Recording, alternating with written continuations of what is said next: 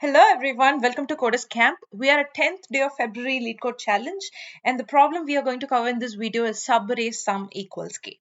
So the input given here is an integer array nums and an integer variable k, and we have to return the count of subarrays whose sum is equal to k. So let's understand this with an example. So here is our given example, and the given k is equal to 3. So we have to form subarrays whose sum is equal to 3. So now if you form a subarray from the given array, one subarray you can form is 1, 2, and other one you can form is 3 alone because the sum is equal to 3. Single integer in a given array is also a subarray. So the total count is equal to 2 and we have to return true for this 2 for this solution.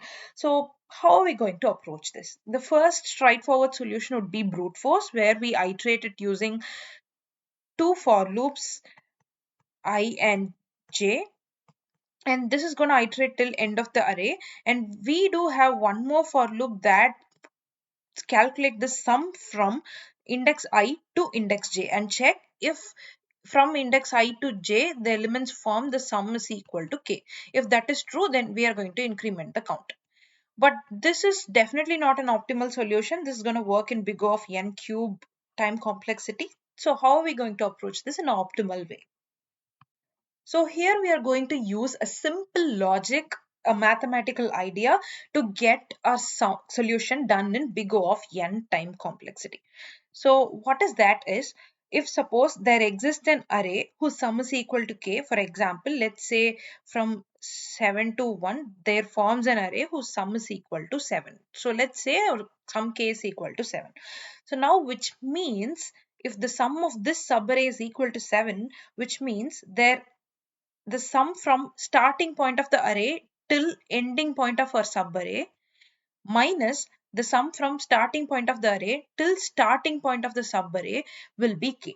That is the difference between this overall sum from starting to here and starting to end of our subarray would be k, because our subarray sum is equal to k. So this is the logic we are going to use here to find our solution. So to get this done, we are going to calculate the prefix sum. Prefix sum is nothing but sum so far. So here 3 is the first sum. At the next position, 3 plus 4, 4 that is 7, and then 7 plus 7 is 14, and it goes on.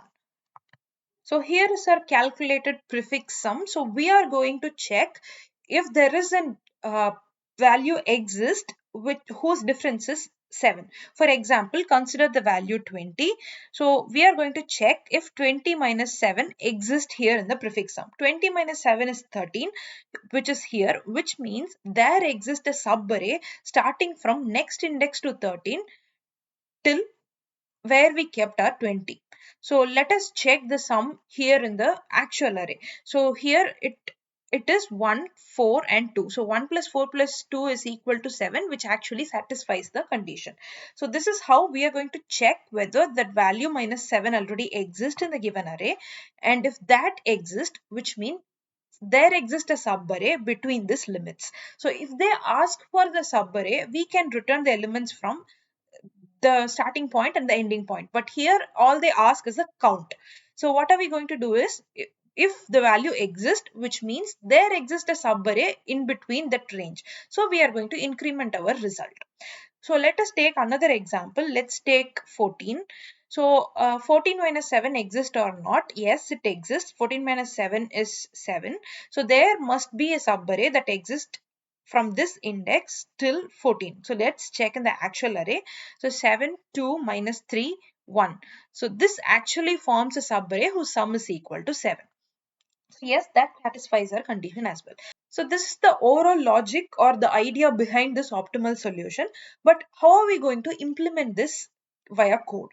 So here, as I said, we are going to look for or search for values whose minus 7 exist or not. So obviously to check whether an value exists or not in a data structure, that too in an optimal time, we need either a set or hash map.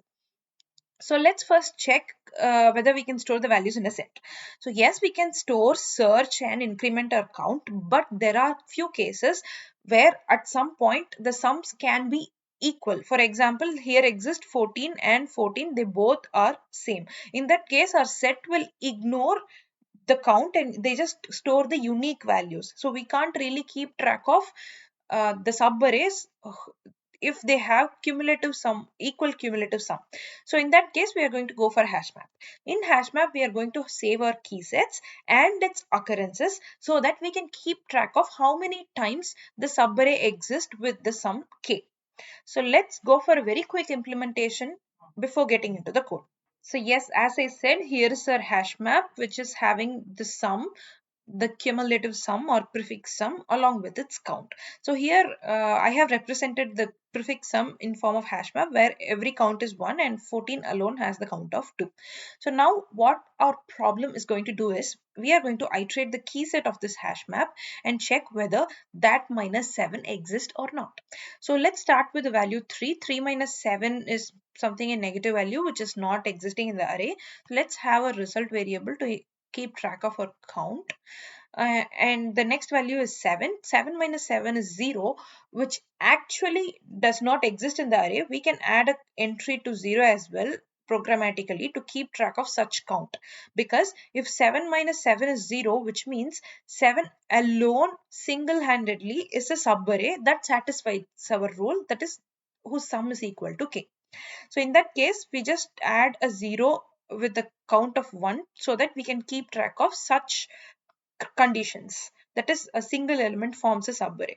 So yes, that then we are going to add this count to our result. So next 14, 14 minus 7 exists or not? Yes, it exists and with the count of 1. So in that case, we have one more subarray at this point whose sum is equal to 7. There comes 16. 16 minus 7 is 9, which is not there in the hash map. 13 minus 7 is 6, which is also not there in the hash map. 18 minus 7 is 11, is also not there in the hash map. 20 minus 7 is 14. 14 actually exists in the hash map with the count of 2, which means there exist two subarrays whose sum is equal to 7.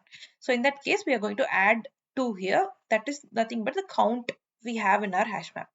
That's it. We have iterated all the key sets in the given map. So this is going to be our result, which is nothing but 4. Yes, this is it. Let's go to the code now. So yes, as I said, first let's declare our hash map. And let us have a variable result and sum, which is going to calculate the prefix sum and store in our hash map. And as I said, we are going to have our special cases, that is a single element can form an array whose sum is equal to k. To handle that, we first insert 0, 1 in our map and let's iterate and add the prefix sum and its count.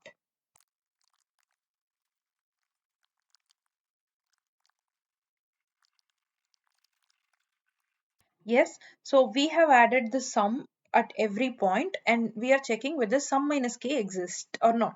If that exists, we are going to get the count and add it to our result. If not, we are simply going to post that value along with its count. So finally, our result variable will hold the result for us. So let's return and try running it. Yes, so let's submit.